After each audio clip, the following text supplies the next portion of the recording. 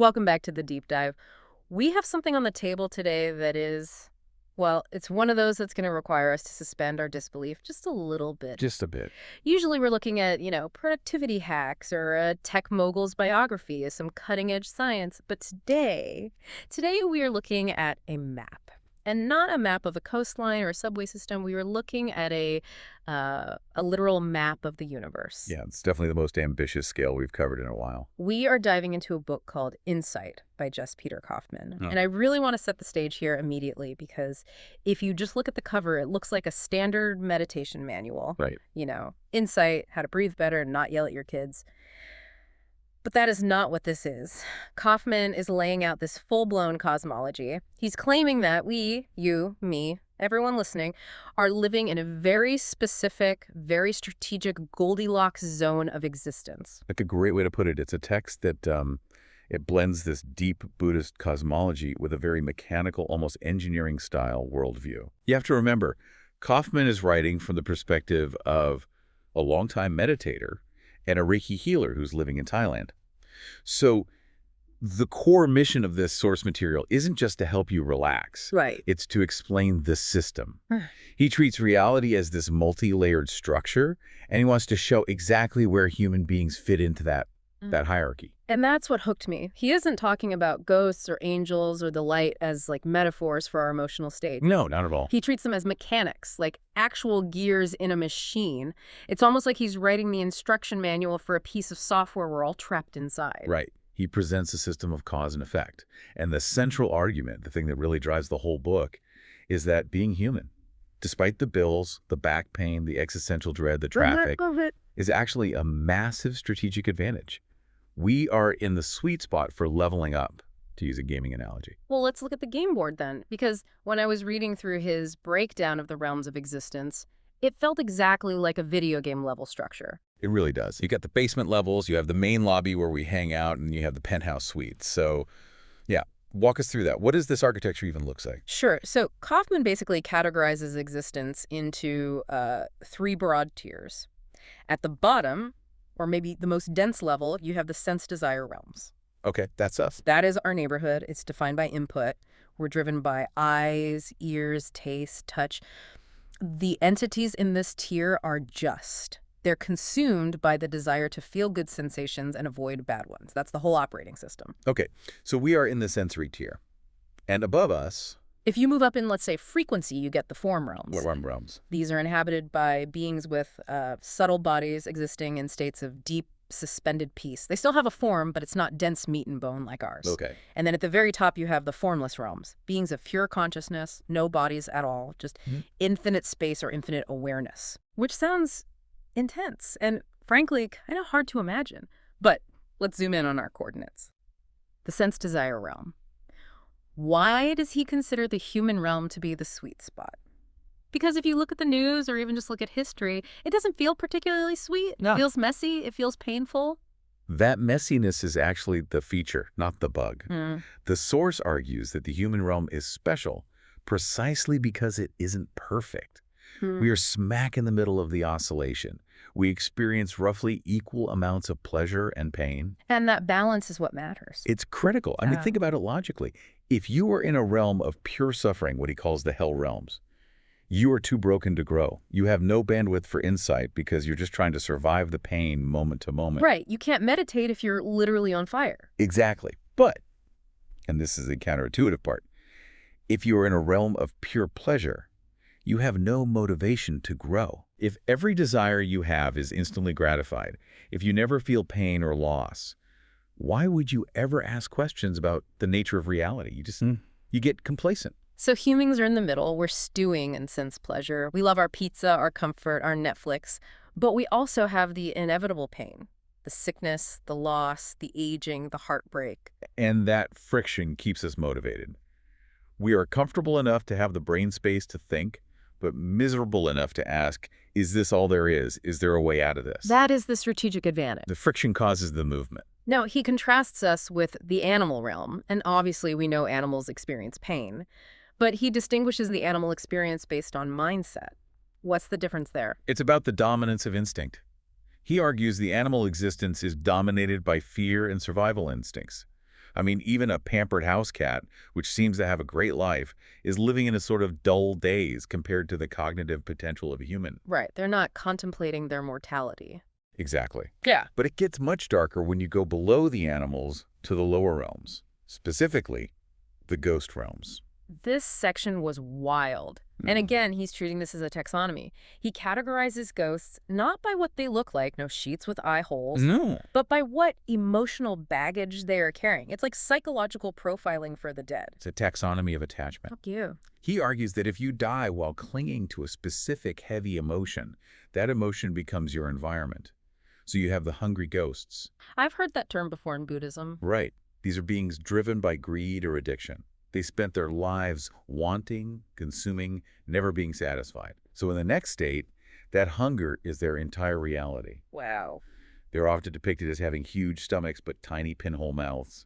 They can never get enough to fill the void. And the hell beings. Driven by anger and vengeance. If you die in a state of rage, wanting to hurt someone, that projection of anger becomes the world you inhabit. Oh, man. You are essentially trapped inside your own temper tantrum, but the tantrum is the landscape. The one that really stuck with me, though, and maybe this says too much about my time on social media, was the Azuras. The Azuras are fascinating. Right. These are beings driven by delusion and specifically opinion. Opinion. Yes. The source describes them like a broken record. They are the entities who are obsessed with being right. Uh-oh. I am right. They are wrong. This shouldn't be happening. Kaufman describes them as being stuck in a loop of their own self-righteousness. So these are the trolls of the spirit world. Essentially. He mentions they might be literally haunting a house, not because they are scary monsters, but because they are still arguing about who legally owns the deed. No. Yes. They are stuck in litigation for eternity. That is terrifyingly relatable. The idea that you could get so stuck in your own correctness that it becomes your permanent address. It brings a whole new weight to the phrase, let it go. Mm-hmm. It suggests that stubbornness isn't just a personality quirk. It's a spiritual anchor that keeps you stuck in a very unpleasant feedback loop. Okay, so that's the basement. Let's look at the penthouse. The upper realms. Angels. Deities. Kaufman treats them as real entities, but he has a very different take on them than, say, Sunday school. He does. He claims to have seen them during deep meditation. But, and here's the twist, he says the heavens are a trap. A trap. Usually heaven is the goal. That's where you want to end up. Not in this system. He argues it's too happy up there. Angels and deities get so absorbed in the bliss, the music, the beauty, that they lack that friction we talked about earlier. Right, the motivation. They have no motivation to reach true enlightenment because everything is awesome all the time. So what happens? They just hang out forever. No, and that's the tragedy of it. They are just burning through their good karma. Think of it like a bank account. Okay. They spend a lifetime doing good deeds, so they get to go to the luxury resort. But the resort costs money. Eventually, that fuel runs out. They run out of steam, as Kaufman puts it, and gravity takes over. They fall back down to lower realms to start the struggle again. That is a depressing thought. You finally make it to the VIP lounge, you're having a great time, and then you get evicted because you partied too hard and didn't do any work while you were there. In a sense, yes. It recontextualizes the human experience. We aren't just trying to get to the good place. We're trying to get off the ride entirely. Because the good place is temporary. Exactly. Which brings us to the engine of this whole system. Yeah. How do we move between these levels? It's not random, it's karma. But I feel like the West has a very diluted version of karma. Very. We treat it like what goes around comes around, or just luck. Or cosmic points for finding a lost wallet. Hmm. Kaufman defines karma very strictly as volitional action. Volitional action. Intentional doing. It acts like Newton's laws of physics. For every action, there is an equal and opposite reaction. It's not a judgment from a god sitting on a cloud with a scorecard. It's a mechanical force. You push the universe pushes back. So if it's mechanical, how do we control it? Specifically, let's talk about the scariest part of this section. Karma at death. This is the high-stakes moment in the book. Yeah. The text says the state of your mind in the literal final second before you die is the primary determinant of where you go next. Honestly, that feels unfair. It does. What if I stub my toe and die cursing? Am I doomed to the anger realm because of a stubbed toe? It feels like immense pressure, doesn't it? But Kaufman explains it through the lens of momentum. He says the death moment works like this. If you die angry, that trajectory launches you into a lower realm. Okay. If you die worried, you become a ghost. But if you die mindful and peaceful, you head to the human or heaven realms. So you can't just hope you'll be chill when you die. You have to train for it. Exactly. The source describes meditation practice as practicing for death. You are training the mind not to default to fear or grasping when the intensity ramps up. Because we're creatures of habit. Yes, if your habit is to panic when things get stressful, you will almost certainly panic at death. If your habit is to observe and let go, you have a chance to do that instead. He makes a distinction here, too, between weighty karma and habitual karma. Yes, to address your stub toe concern. Weighty karma is the heavy stuff killing your parents, causing a massive schism in a spiritual community. Right. That stuff overrides everything else. It's a heavy anchor. Right. But for most of us, thank goodness, it's habitual karma that runs this show. The daily grind. Exactly. The little daily patterns. How do you react to traffic? How do you speak to your spouse? Do you stew in resentment? That builds the groove that our mind slides into at the end. Okay. So if you're generally a peaceful person, you're likely to slide into a peaceful groove at death, even if there's a moment of pain.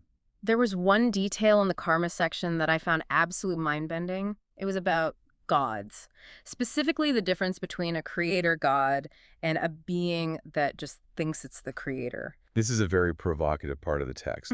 Kaufman argues that some beings have meditated for so long, we're talking eons, timelines we can't comprehend, that they attain this massive, formless stillness. Okay. They exist for so long that they actually forget their past lives. They forget they were ever anything else. Right. Cosmic amnesia. They wake up, they are the first thing in their current universe, and because they can't remember anything before, they mistakenly believe, I am the creator, I am God. Wow.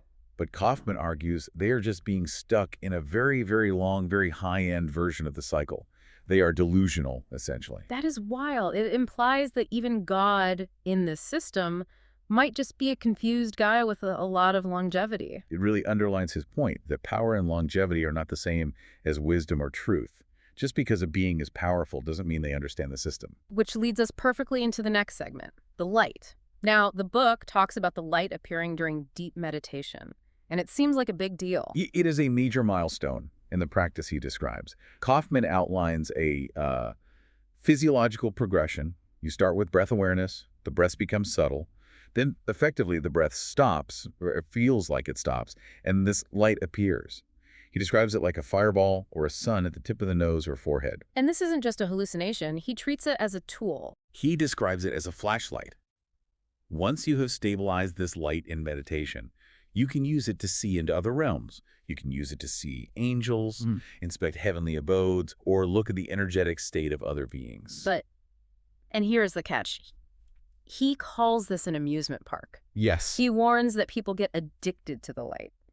And this leads to what I think is the most important distinction in the book, enlightenment versus mastery. I think most people assume those are synonyms.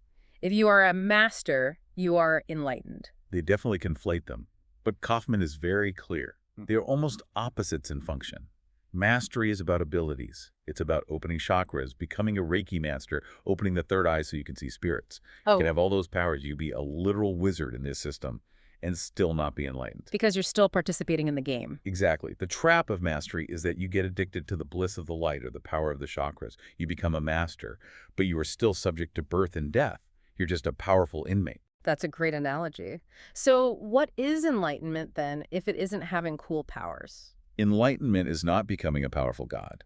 It is washing away all identity. It's ending the cycle entirely. So if we use the prison analogy, mastery is upgrading your prison cell. You get a penthouse suite, room service, maybe a view.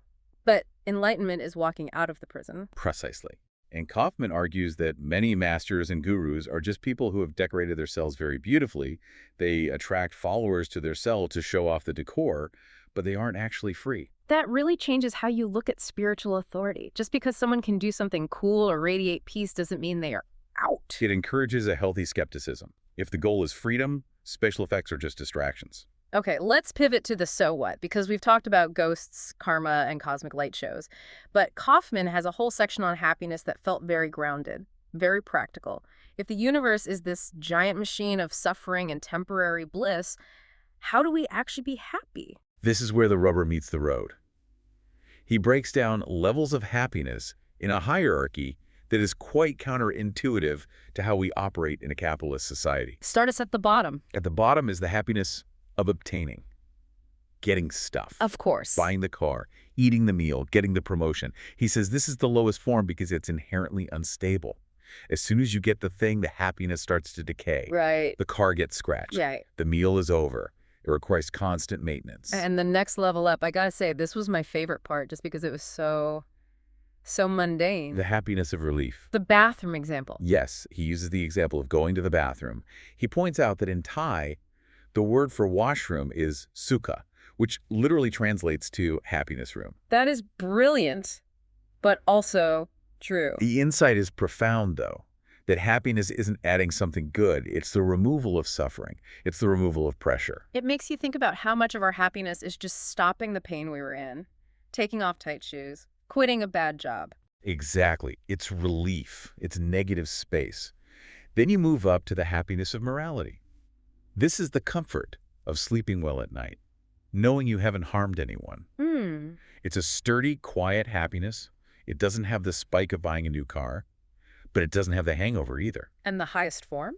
The happiness of wisdom or release. This is letting go of the demand that reality be different than it is.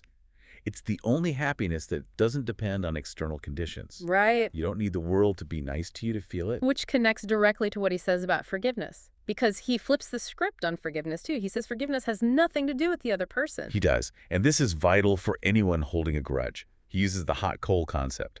Holding a grudge is like picking up a hot coal to throw at someone else. You are the one getting burned. So forgiveness is actually a selfish act. In the best possible way. It is selfish because it is about releasing the burden from yourself. Kaufman emphasizes that forgiveness doesn't mean what the other person did was okay. Right, it's not an endorsement. No. It doesn't mean you have to be friends with them or let them back into your life. It means you refuse to carry the emotional weight of their action anymore. You are putting down the coal so your hand can heal. That feels very liberating. It removes the requirement for an apology. You don't need them to say sorry for you to put the coal down. Exactly. It restores your power. You aren't waiting on them to fix your internal state. He also touches on true love versus craving, and I think we all confuse these two constantly. It's the difference between metta, which is loving kindness, and raka, which is conventional love or craving. What's the difference in practice? How do I know which one I'm feeling? Well, raka, or craving love, is transactional. It demands the object make us happy. I love you because you make me feel good, or I love you because you do what I want. It's using the other person. Essentially using them. Metta allows things to be as they are.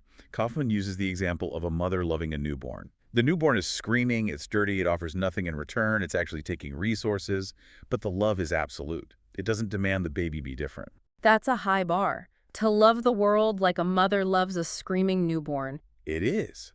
But that is the conscious evolution he talks about, moving from a transactional love where we are always trading to a state of allowing. So bringing this all home, we've gone from the hell realms to the heavens, through the mechanics of karma and back to the bathroom. Quite a journey. If we summarize the mission here, we are in the human realm. It's messy, it hurts, but it's the best place for growth because that pain forces us to move. We are governed by karma, so our actions and our mindset matter, especially at the end. And we shouldn't get distracted by the cool light shows of spirituality, but aim for actual release. Yes. The core message is that evolution is no longer just physical for us. Biology has done its job. We have thumbs, we have brains. The next step is conscious evolution. Right. We have to choose to evolve mentally. If we don't, we just keep repeating the cycle. We stay the broken record. And I love that final thought on happiness.